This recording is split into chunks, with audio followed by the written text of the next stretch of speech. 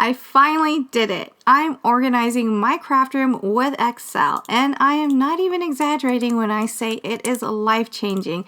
Now, don't let the talk about spreadsheets, databases, and Excel scare you away. Instead, just think about creating a digital binder for your craft room, Excel for crafters.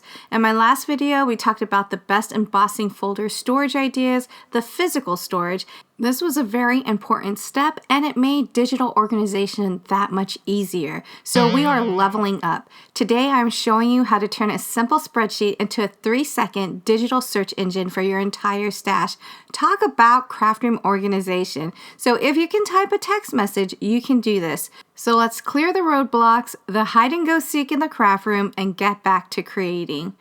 If you are not tech savvy, don't worry. I'm going to keep things simple, no math, no formulas, just a few creative headers that will allow you to find the perfect folder for any and all of your craft projects. You want to create a birthday card? It's as easy as search, picking out a folder. I'll go with the first one right here. I know it's going to be in drawer A, and it's going to be the second embossing folder.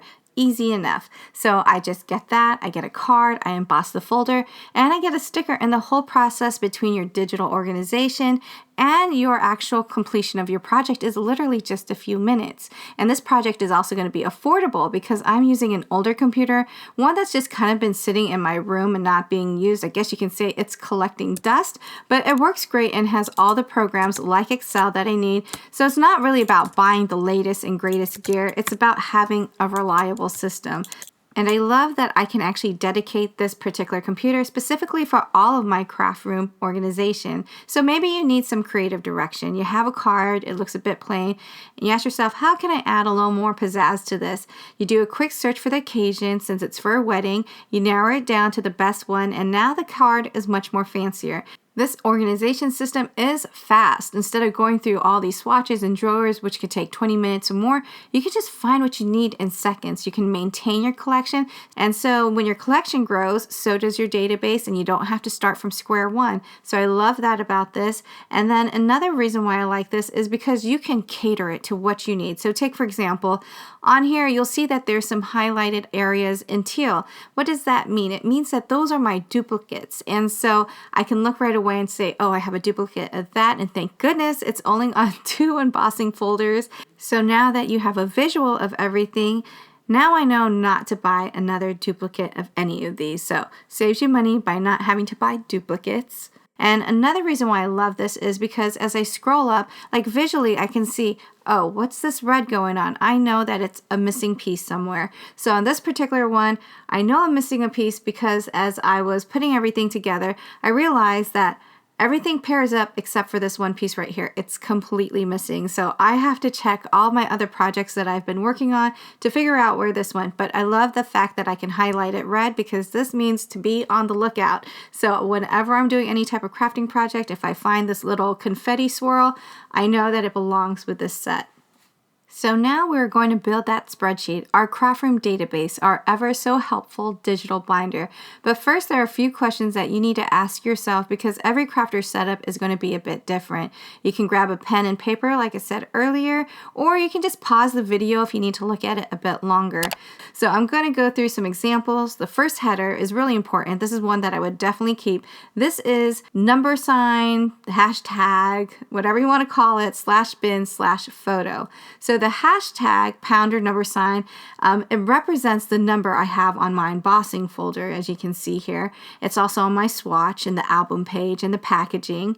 And then the bin, if you can remember from the previous video, refers to my drawer system A through H, the physical location of where to find my embossing folder. And the third item, abbreviated as PIC, is short for picture file. So you can put a photo on the spreadsheet, but I prefer to have a larger view of it, so I actually put mine in a separate folder, but it's still going to use the exact same filing system, the 1A, 2A. So as you can see here, I have it labeled. It's kind of like my digital drawer. So these files represent my drawer. So if I wanted to look at all of my Doris embossing folders, I would just click on H over here. I can go directly to the file number, or I can just look at all of them at once and just kind of scroll down from there. It's really up to you. The next header is going to be brand. If it's a generic one that you don't really know who makes it, you could put unknown. If you have ones from the stores, like Hobby Lobby has Paper Studio, Recollections from Michaels, and Joann's used to have both Park Lane and Miss Sparkle & Co. You can do it that way. Or you can be very specific, like Sizzix or like Crafter's Companion, Momenta, Spellbinders, Derice, Cuttlebug. There's so many. Martha Stewart used to make them. Maggie Holmes. I think that was under Crate Paper. So yeah, a whole bunch of different brands. The next one is packaging description. So this is literally all the information that I can find on the actual packaging. And then I have /MCE, which stands for my channel, My Creative Ego. And that's actually highlighted in blue because that's my own personal description. And it's important for me to differentiate between the two because, like, if I'm doing a video and somebody asks, oh, I love that folder, what is it called? I don't want to send them out on the hunt for something that I made up. So the blue means that I don't have the packaging for it for the most part, and that's something that I just put to kind of, fill that part up. And things that are written in black, those are the ones that are actually legit for the packaging. So that helps me decipher between the two. And then this, I think, is one of the most important ones for all of us crafters, is the occasion. What type of cards, what type of projects do you make most often? That's what I thought about.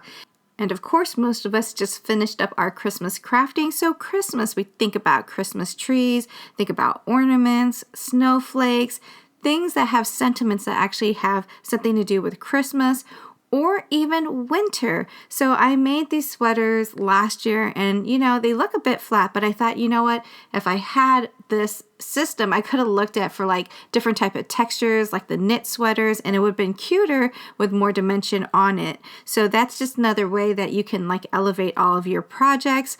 And this is going to be made into a search option later on. So you'll be able to find projects based on the occasion. So birthdays, find anything that has a happy birthday sentiment, presents, and things that are not necessarily screaming like birthday. So gems, I can use that for a feminine birthday card, or cogs for like a masculine birthday card. So I can put that under the occasion as well.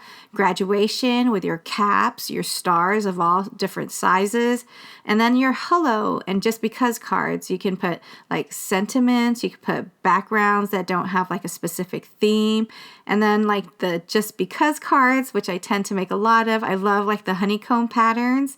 So you can, again, it's a really great way to take all of your regular crafting and then just add a little extra pizzazz with all of these really great embossing folders. You have thank you cards, things dealing with like fall, like leaves and pumpkins for like Thanksgiving.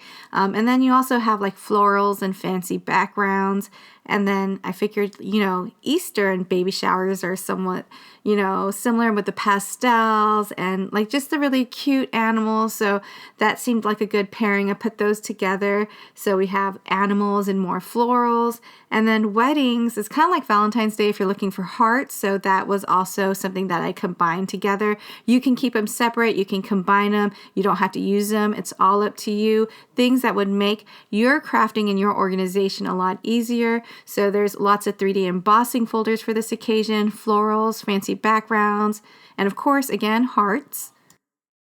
So you can decide on a theme. So maybe you want to keep it something that's general or very specific, like you want to mention that it has bows, specifically only bows, or again, you can have both. So I'm very detail oriented, so I have a lot of headers on mine, but again, pick and choose the ones that work for you and not against you. So for the theme, if you want a general theme like floral in nature, that would be anything from your florals, your vines, your leaves, your trees. Shapes would be your circles, your squares, your hearts, stars, diamonds, all of your shapes bundled into one as a general theme.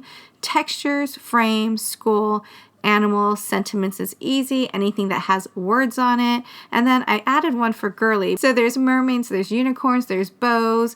And so you can add that. You don't have to. It's all up to you. So make it geared towards your craft room and the way you like to organize things. So these are just a lot of different ideas that I throw out there.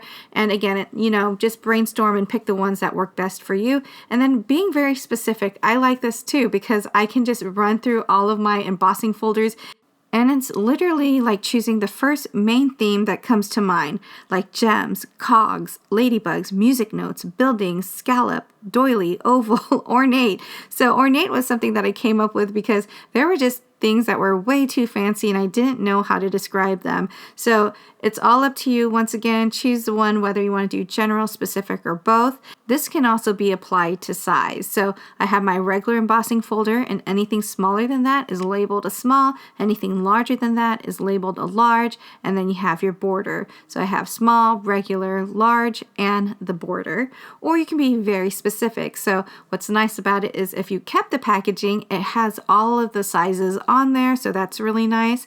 Or if you don't have the size, if you have one of those mini scoreboards, that's also a really great way to kind of get the measurements for a lot of these embossing folders. And for the regular embossing folder, I considered that the 4 1/4 by 5 1/2.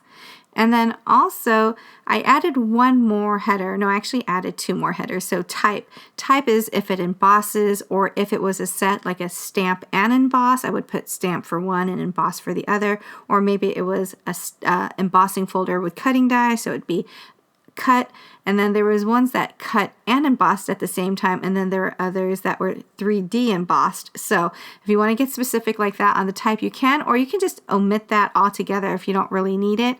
And then I had one more for missing pieces. So these were all the headers that I had on mine.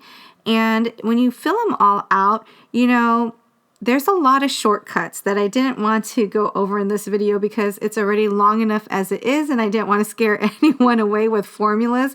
But on my next video, we're going to get a little more technical so that we can create the spreadsheet a lot faster.